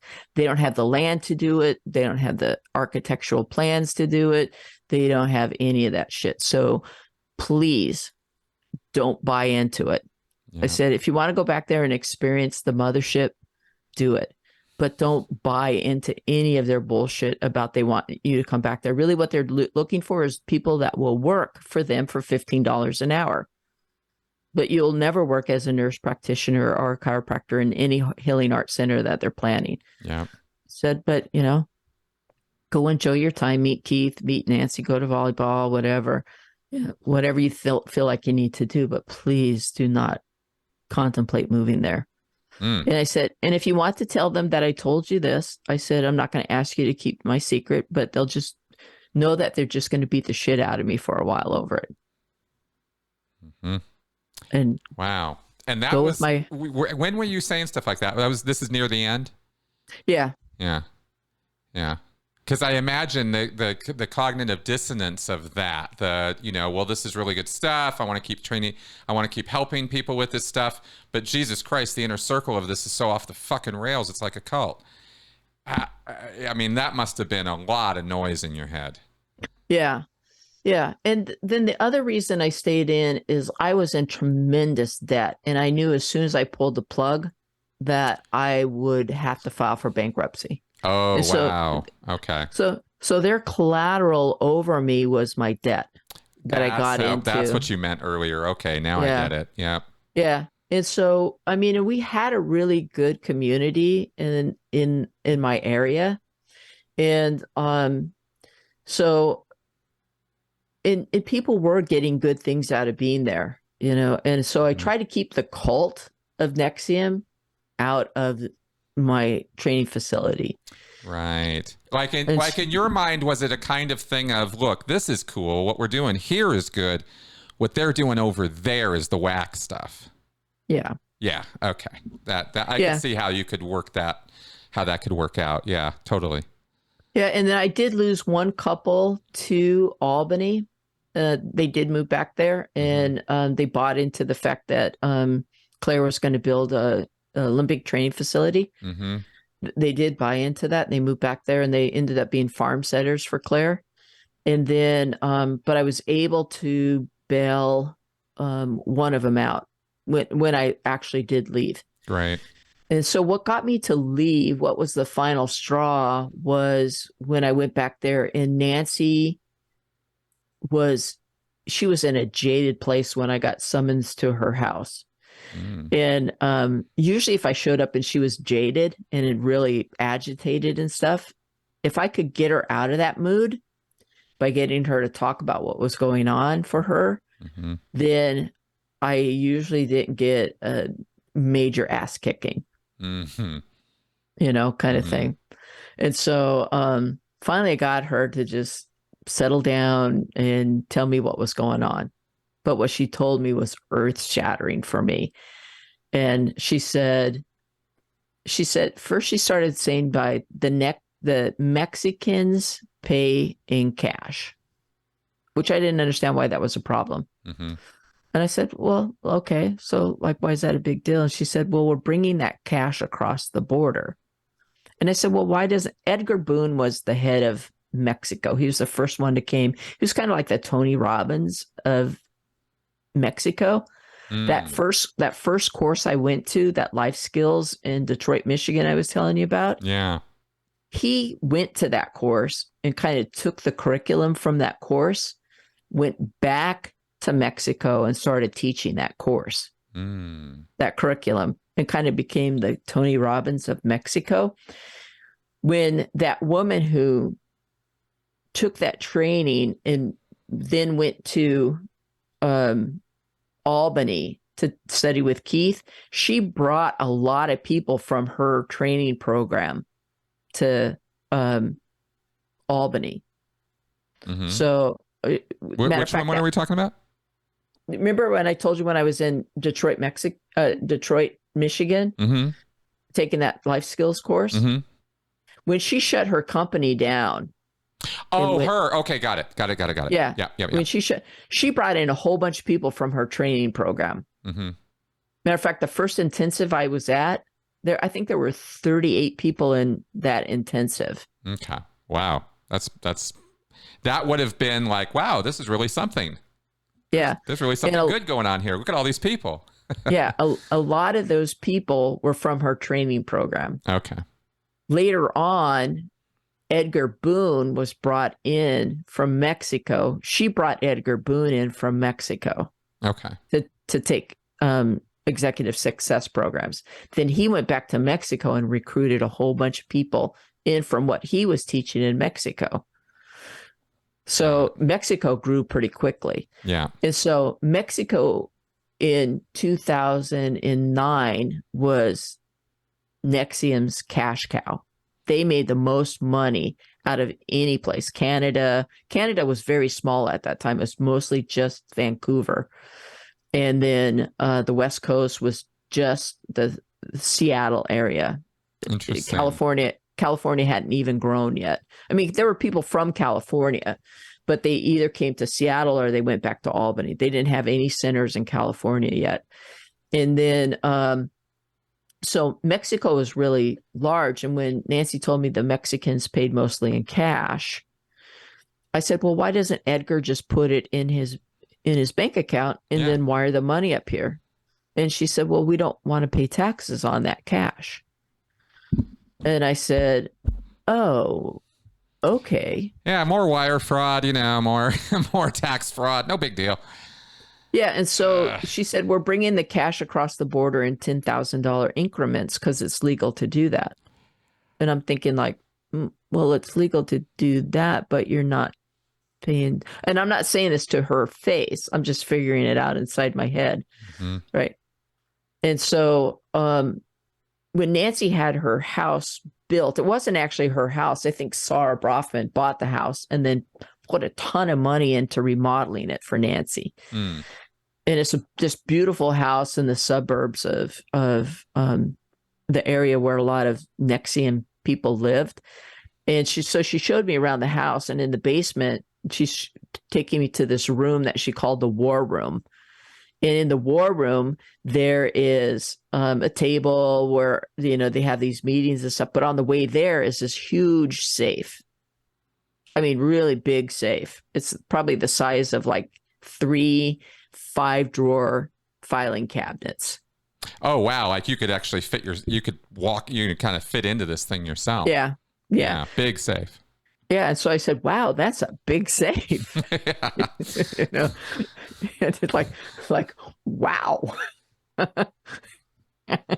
Because I hadn't seen a safe like that in somebody's house ever. Right. Right. Like, wow. And so, and then on the other side of the room, besides that, was one of those like really fancy workout machines that Tony Robbins had, like $30,000 workout. And she said, yeah, that's for Keith. Keith works out on that machine when he comes over. And I was like, oh, wow. Wow, big safe. Wow, really big, expensive workout material. And then in her living room is like, $100,000 grand piano, well, maybe not that expensive, but a huge, large, grand piano that Keith plays on when he comes over to her house. It's kind of like, wow, okay, and I'm broke. Yeah, exactly. Meanwhile, you're like, okay, this is all nice, but then she's confessing that they're just basically ripping off this money. Right. And so I'm thinking like, okay, so now we have tax fraud and we have money laundering going on. And so I'm thinking like, and so she's telling me all this stuff, and then she's trying to justify how it's legal to bring it across the border, but once it gets here, nothing is legal about it. Right. But I'm thinking like, okay, you can't freak out about this, Susan, because she's telling you about criminal activity. There's a difference between, sleeping around and, that unethical to sleep with your students, and it's unethical to borrow millions of dollars from your students and $68 million in the commodities market. And, like, okay, we're bordering on the edge of unethical human resource issues, but now you're talking about criminal activity. Yeah. I'm thinking like, okay. And then she realizes what she's told me, and she looks up because she's telling me all this stuff, kind of going like, like this. And then she looks up and she goes like, what are you going to do with this information? Mm-hmm. And I'm like, well, I can't do anything with this information. It's like, what could I do with this information? I mean, it'd be like your word against my word. Like, what could I do with this information? And I'm thinking like, God, am I going to make it home? Yeah, right. Or are they going to throw me in that safe? Right. Like, or am I going to be in a cornfield in Iowa or something? Yeah, exactly. Right. And so I just do some idle chit chat with her, and then I say, well, I have an early morning plane back to Seattle tomorrow, if I can make it on the plane. Wow. Were you really scared, or are you just saying that? No, I was scared. Wow. I mean, now she just told me of mafia kind of behavior. Oh yeah, straight up. Yeah, no, now there's actual criminal activity going on here. How did she believe you? Did she just let you go? Yeah, we kind of did some idle chit chat kind of thing. Yeah. But then I thought, if I stay now, then now I'm just a part of, I'm a part of it. Yeah. Yeah, exactly. No, you got it. There's definitely, I'm glad that was the point of no return. And you actually did make a very good point there, because you do have this bizarre, unethical, kind of screwed up behavior by this guy. And that's one level. But once you start bringing in like money and fraud and tax evasion, now you're operating at a whole different level. Now this is a different kind of animal, different kind of beast, Right. And you were very, very right to get the hell out of there at that time. Now, without getting into all the nitty gritty, because we don't need to jump through all the hoops on this one, but I would like to hear about the 200 fake claims and lawsuits, because you had to end up representing yourself, and you ended up winning. What's the story there? Well, after I left, I was told by, when you leave, you start reaching out to ex-members, Hmm. which I I think is do. pretty common. And Yes. so I was told by two people who had been sued previously that they were going to come after me. And so, I started to prepare for that. One, I needed therapy really bad, you Hmm. know. And so then I started, well, one, I had to file for bankruptcy. And so I was trying to figure out how best to do that. And then I was told that they were probably going to come in as adversaries into my bankruptcy because that was their favorite place to sue people, was in bankruptcy. And so I worked with Wow, my talk bank. about kicking people when they're down. Yeah. Jesus Yeah. Christ. So I was told, how to, that they would probably come in on the last day of, your bankruptcy. You have to wait so many days before um, it's finalized. And that I was told that they would probably come in on the last day of my bankruptcy before it was going to be over. And so they did. They waited till the last day, till the last hour to file as adversaries in my bankruptcy. And so then I started calling around to see if I could find a pro bono attorney. Hmm. What was the And basis of their adversarial complaint on your bankruptcy? That you weren't bankrupt, or what were they? What know I that I don't. had false. I'm not really up on how all that works. Well, one is that I falsified things on my bankruptcy. Um, and then they Okay. said that I tried to extort, them, and that I released a part of their video. They try to claim we'd met with Keith. There was 9 of us that got together before I left. Mm. That were, somebody dubbed us as the NXIVM 9. I don't know who did that, but might have been a blogger. I can't remember how we got that name. And we met with Keith for 3 days. And so Oh, really? This was yeah, before you left right before we left. to confront him on his bullshit, or what happened? Yeah. Oh, I didn't Well, realize you guys had done that. I thought you just kind of took off. What? Tell me about this. What? Wow, three yeah. days of like, hey Keith, you're full of shit. Well, I had things in Albany, New York that I had to finalize. I shared a house with 2 other people. And I had a van back there, and I had, personal goods back there and stuff like that. So when I came home, I didn't tell my wife what had happened. I didn't want to implicate her in any of the information that I knew. Mm-hmm. And so I just told her we had to close down the center and that I had really good reasons why. Okay. And so she trusted me enough to do that. And then, I had a center, Yeah. and we had finances and stuff like that. And so then I called my coach, who was kind of on the outs anyways. It was Barbara Boucher. And she was on the outs. She was having a difficult time for about a year too. And so I called her and I said, I'm going to close my center. And I said, I need to come back to Albany and close out some things. And she said, well, and I said, I can't tell you why. I didn't want to implicate anybody in what I knew, Okay. And I said, but, and she said, well, and at that time that NXIVM had they were supposed to have the Dalai Lama come for a week and spend a week with NXIVM. Oh, And this he is had, around that time. Okay. yeah, and he had backed out, and he said, that he wasn't going to work with NXIVM for a week.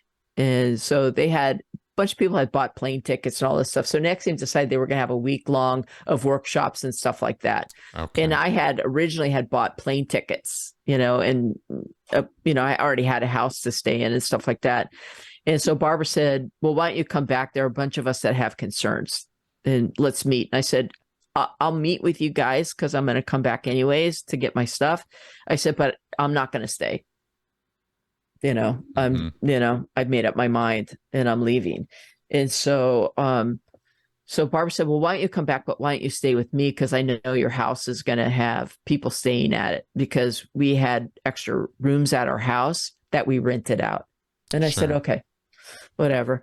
And so we met with Barbara and these other women, and we spent time. And so then we met with Keith, because Barbara thought she could change Keith. So, Oh, yeah. No, he just needs to know what's going on. He'll change, really. Yeah, well, yeah, Yeah. whatever. Yeah. And so I had bought a new camera, a video camera. So I said, oh, and so I brought it back with me because I was learning how to use it. And I said, wonder if Keith would let me film it. And I thought he would say no, but he said yes. Really? Yeah. And so I filmed the meetings. And so after the second day, I decided I wasn't going to go, but my wife went. And the third day was just to say goodbye. We're leaving because we'd come back and we'd watch the video and stuff. And he was so manipulative. So that's when I really, I really understood how manipulative, because I didn't spend a lot of time with him. Right. Right. But I Right. got how really truly manipulative he was with people. And so we agreed not to share the video. But there was on the third day is when he said, I've had people killed for my beliefs. And the hair on the back of my head went up when he said that. And so I had to What? replay it 3 times for people to really hear what he was saying. That is quite a confession he's making there. Right. I And mean, so people or bald-faced lie to try to manipulate you more, but either way, those are not insignificant words to say to people. right. Wow. And so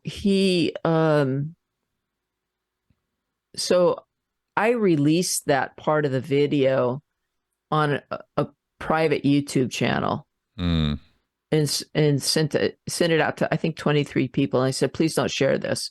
But I said, I'm getting ready to go into a court case. And if anything happens to me, please take this to the police.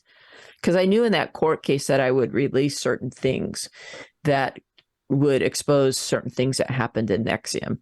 And that might piss them off to the point where they might do something to me. Yep. And I said that all in this email. Well, somebody on that list shared it with a blogger. Okay. And it became public. And so that's one of the claims that they had against me, is that I went against that verbal agreement.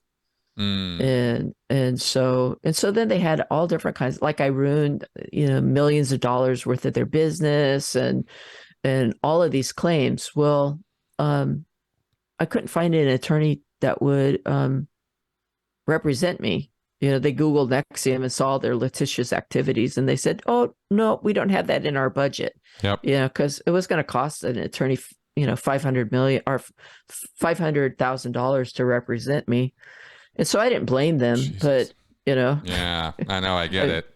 So you ended up having to represent yourself. Yeah. So Wow.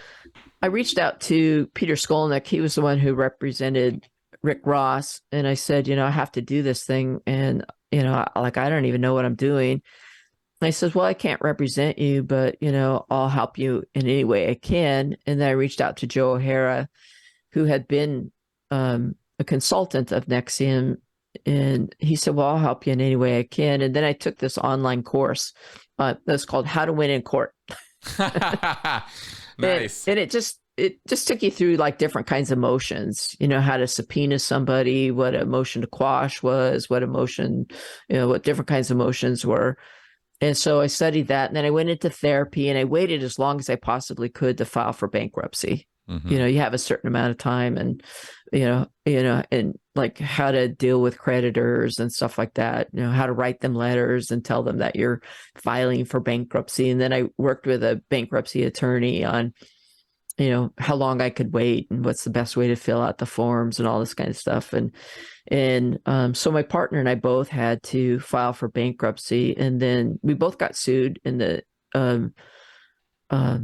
NXIVM put in a motion to join our cases, which was really good because then I could do all the legwork for both of us, because only one of us could work at the time. So my wife went to work and I went to work as our attorney. Right. And so then I went to all the motion hearings. Oh my God, the motion hearings were so weird, because when you go to motion court, the judge has a calendar of all these motions that he's going to hear for the day. And then a really good friend of mine went with me to motion court, and we always were last on the agenda. It'd be NXIVM versus Dones, and be like, oh, we're last again. And I could never figure out why we were always last until about probably halfway through the process. And it'd be like, and I'd listen to all these other bankruptcy motion hearings, and they were always really straightforward, and then we would get up there and it was like clown court, and it'd be Because like, NXIVM's attorneys were there? yeah. And they were just introducing anything and everything? Whatever the motion was about, Right. it'd be like, why are these guys such clowns, and the other attorneys are so straightforward. Right. Then it dawned on me one day when we were listening to all these other motions, and I leaned over to my friend Andrew and I said, I know why the judge makes us go last. And he goes, why? And I said, he doesn't want to poison his courtroom with NXIVM's clown shit. Yep.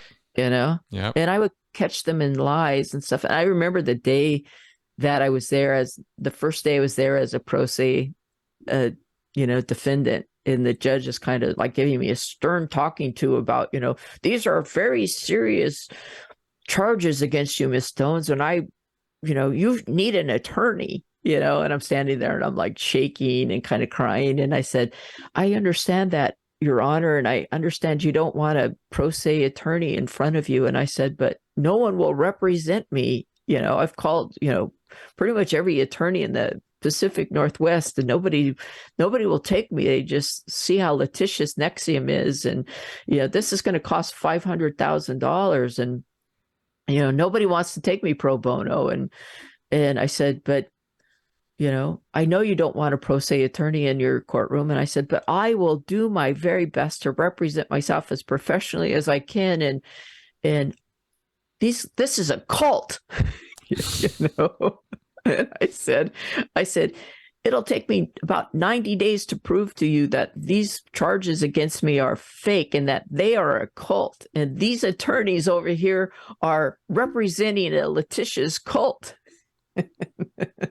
and it did. It took me about 90 days to catch them in enough lies in the court that the judge finally started to catch on that this probably wasn't.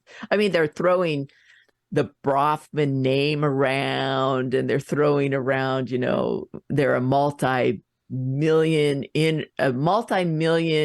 international company around, and all the, thumping on their chest about how great they are. And meanwhile, it's this little tiny outfit out Albany with a psycho and a sexual predator. Wow. Yeah. Being bankrolled by a couple of, brainwashed women. How sad. I'm glad I wish it had not taken you as much time. I'm glad the judge did finally come around to seeing the facts of the matter. And you managed to succeed at that. Well, it took 9 months. The whole thing took 9 months, but it took them about 90 days to kind of catch on to that maybe they weren't being truthful about things. Yep. And we had to go through mediation and to try to settle. And the judge that we had up in Seattle, that was a mediation judge, she walks in with a big stack of folders, and she says, I'm gonna keep you separate from the plaintiffs. She said, I've done some research on this, and I'm just going to keep, and I'll just go back and forth. And the mediation was just ridiculous. They wanted me to sign a statement that I had lied about everything that I said about NXIVM. And I'm like, you want me to lie about lying? And right. She goes, I understand, Miss Stones. And then we had a 2-day trial, and it was just so ridiculous. But the judge ruled in our favor. The only thing he found that I had done that was truthful is I had released a part of the video. And I did. And I admitted that I had done that, and I admitted why I did that. Yep. And when somebody says they've had people killed and there's 4 people missing. Exactly. Yeah. Or there's 1 person missing and 3 committed suicide, and you wonder, like, their suicides are iffy, then you could be I think you have a right to be a little afraid about that. Yeah, I think so. It's not, I'm serious. It's really not some idle threat. People bandying those words about, it's a thing, and money and power make people nuts, nuttier than they already were. So, wow. Let me, because we're coming up on 2 hours here, and I want to start wrapping up because we've talked about so much, and there's so much more to talk about, which of course means I'm going to have you back. Because I have so many more things that I want to talk to you about.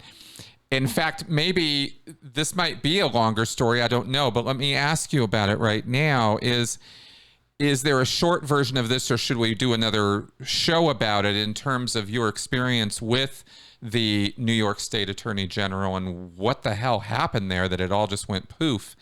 And it took Me Too and the New York Times and the FBI years later to finally nail this guy. What happened when you guys were in there pitching and it looked like something was going to happen?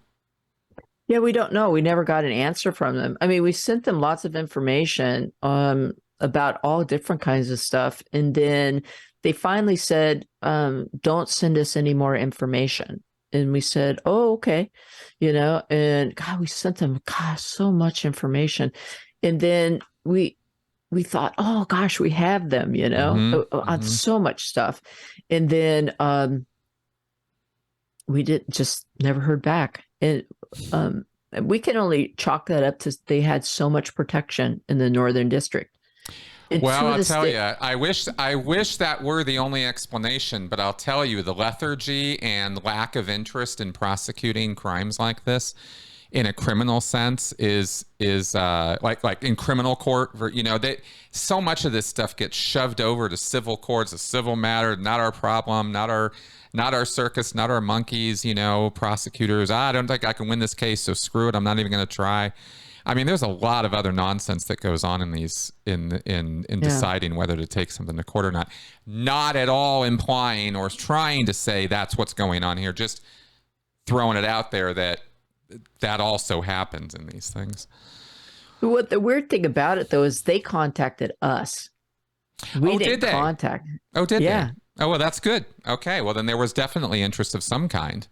Right. Yeah. So that was the weird with thing. Brofman money, I could see why you could start thinking there could be other reasons. I get that. Yeah. Yeah, that's major money. That is major money. Yeah. Okay. Wow. All right. Well, we'll just leave it at that for today, but maybe we'll explore that more in the future because I would like to know more about that. The one thing I want to say about my court case before we wrap it up please.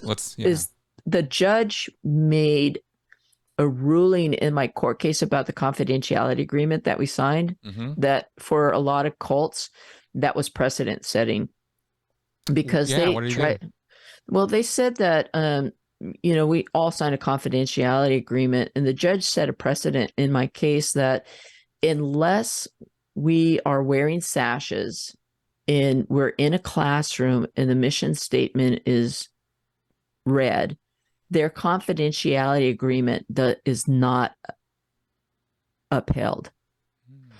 So nice. that if we're having a side conversation, like if I was at Nancy's house or we're at an event, or she's admitting to you tax fraud in her basement, right? Yeah. So their confidentiality agreement is not a blanket agreement. So it's only if we're wearing sashes, the mission statement is read, and we were in a classroom that the confidentiality agreement is able to be upheld. So if you're in a cult and you sign a confidentiality agreement, it is only upheld if certain rituals have taken place. Yep. And so if a cult is using their confidentiality agreement against you, it can only be upheld in a certain window of time. So like if your cult leader rapes you and or somebody in the cult rapes you and you're not within the confines of that cult's area, the confidentiality agreement doesn't mean shit. Yeah, exactly. I would challenge the confidentiality agreement of almost any of these groups to hold up for real. Right. I ignore mine completely. I signed an NDA when I left Scientology, and I have zero question that it has any validity whatsoever. It is purely an intimidation tactic. Right. And when they tried to hold one Scientologist, Debbie Cook, to her non-disclosure agreement, she went in and spilled the beans for 5 hours, and they couldn't pay her off fast enough. They didn't even continue trying to pursue confidentiality. They were just so flummoxed by what she had to say. in one day of open court that they were like, take the millions. Here's the millions. Shut up. Go away. Don't ever darken our door again. You know, that's what happened with Debbie Cook. And Scientology's really not quite been exactly the same ever since. So, so I would definitely challenge those things. But that's great. That's great news on what happened with you with that. And I'm very happy to hear that. Yeah. So a lot of times in lawsuits, that cults really shoot themselves in the foot when they file lawsuits. Yeah. You know, they really do. Yeah. So, and that's one of the things that I'm working on with my law website, is that I want to work on, you know, helping people. I've talked to several solicitors and lawyers about helping create, for somebody that gets sued, that what I did will be recreated. It'll be a pro se attorney in a box, so that you know, if somebody doesn't have the funds, that they'll have help like I had. You know, they'll have a course that I can take, and then there'll be some attorneys available that can help them like I had. You know, that is a great idea. Yeah. Ah, that's a great idea. I wonder if, anyway, maybe we can talk after about, you know, other organizations you might want to connect up with on that, who might be very interested in what you have to say and offer in that regard. Yeah. Because that's valuable. That's really valuable, because these cults can get litigious, and there's a lot of saber rattling going on with their litigiousness, because they've got money to throw around, and they're happy to use it to do exactly what they did with you, basically harass you with the legal system. Until a judge finally goes, knock it the fuck off, shut up and go away. You case dismissed, right? And that's it. It's done. But all the trouble and the money that you have to pay, and the time and the stress and the anxiety and the depression and all the bullshit you have to go through, you know, they're not going through that. They're just throwing money at lawyers who have no moral compass and are happy to represent anybody who throws money at them.